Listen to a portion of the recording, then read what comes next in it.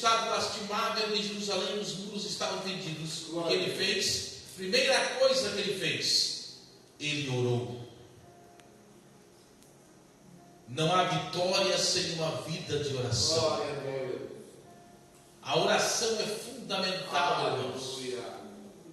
A igreja não vencerá nesses últimos dias sem oração. Quando nós olhamos o pastor Paulo para os grandes avivamentos, os senhores sabem disso, para os grandes homens de Deus, para os grandes avivamentos, tudo começou através da oração. Já dizia o grande homem de Deus, John Wesley, a oração é a respiração da alma.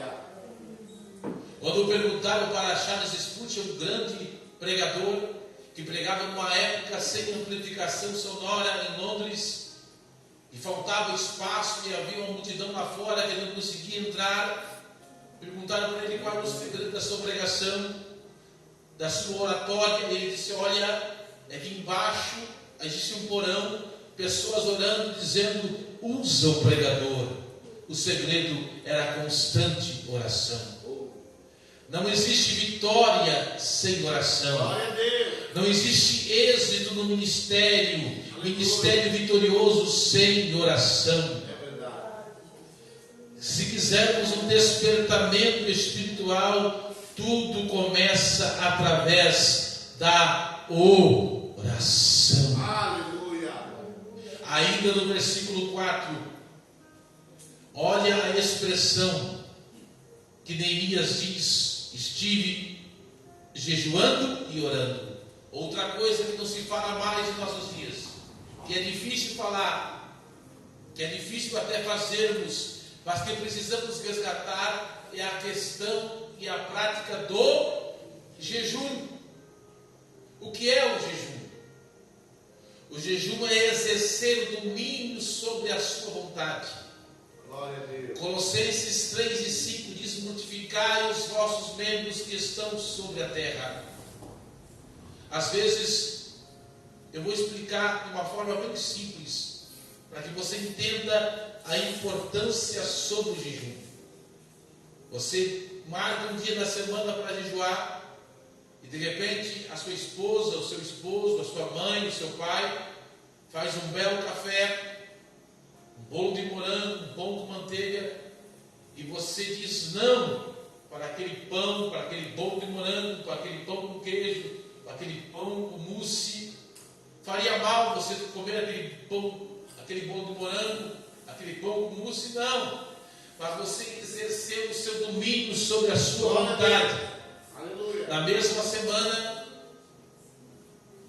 quem sabe dias depois, vai aparecer algo que vai te prejudicar. O inimigo vai oferecer algo que vai te prejudicar. Mas da mesma forma, olha só que interessante, que você exerceu domínio sobre a sua vontade. Você vai dizer, e você disse não para o café, você vai dizer não para aquela oferta que pode te prejudicar. Por isso a importância do jejum. Mas não se fala mais de jejum. São coisas importantes que têm que ser resgatadas. O despertamento espiritual. Não há despertamento espiritual, não há avivamento. Poderíamos trocar a palavra despertamento por avivamento. O que é avivamento então? Avivamento é tornar a dar vida sem oração e sem jejum. Mas continuando, vocês sabem que Neemias conseguiu então ir de Jerusalém, ele conseguiu a ordem e voltar para, melhor dizendo, ele conseguiu sair de Susa e ir para Jerusalém.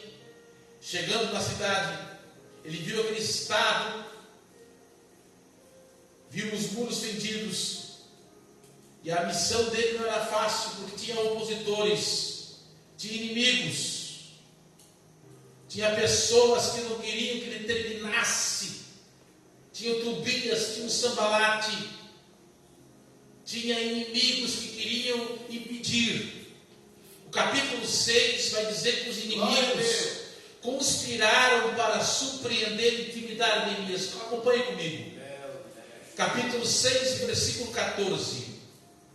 Eles tentaram fazer ali, usar até falsos profetas, para que Neemias parasse com as pessoas ali, de levantar aqueles muros. Olha só, capítulo 6, versículo 14.